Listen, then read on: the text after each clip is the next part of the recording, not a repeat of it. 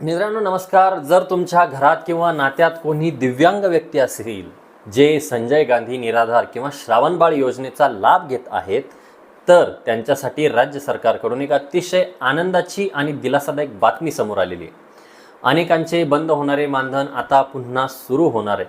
शासनाने नेमका काय मोठा निर्णय घेतलेला आहे किंवा काय नेमकी बातमी आपण आजच्या व्हिडिओमध्ये घेऊन आलेलो आहोत, कोणत्या लाभार्थ्यांना याचा थेट फायदा मिळणार आहे, हेच आजच्या या व्हिडिओमध्ये आपण शेती की शेती चॅनलवरती अगदी सोप्या आणि सरळ भाषेत समजून घेणार आहोत. त्याकरता व्हिडिओ खूप महत्त्वाचा, शेवटपर्यंत नक्की बघा. चॅनलवरती नवीन आला असेल तर चॅनलला सबस्क्राईब करा.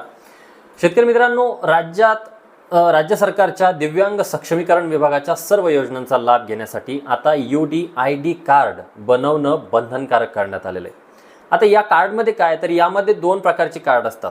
एक म्हणजे परमनंट, ज्याला आपण मराठीत कायमस्वरूपी म्हणू शकतो, आणि दुसरं म्हणजे तात्पुरतं, इंग्लिशमध्ये टेम्पररी आपण त्याला म्हणतात.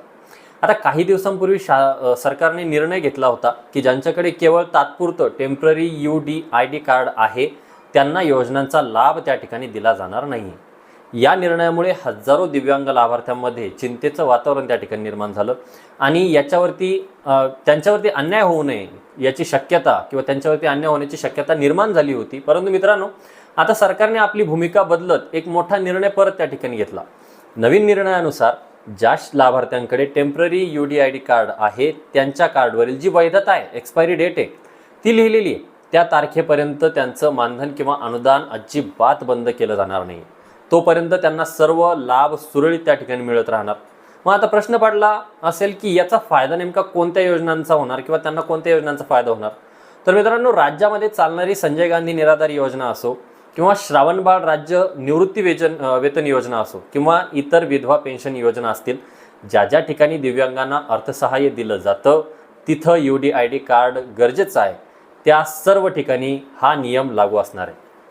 म्हणजेच वैधता असेपर्यंत तुमचे पैसे थेट खात्यामध्ये येत राहतील. सरकारचा हा निर्णय तुम्हाला कसा वाटला आम्हाला कमेंट बॉक्समध्ये नक्की सांगा. ही माहिती महत्त्वाची आहे, आपल्या गावातील इतरही गरजू लोकांपर्यंत पोहोचायला विसरू नका.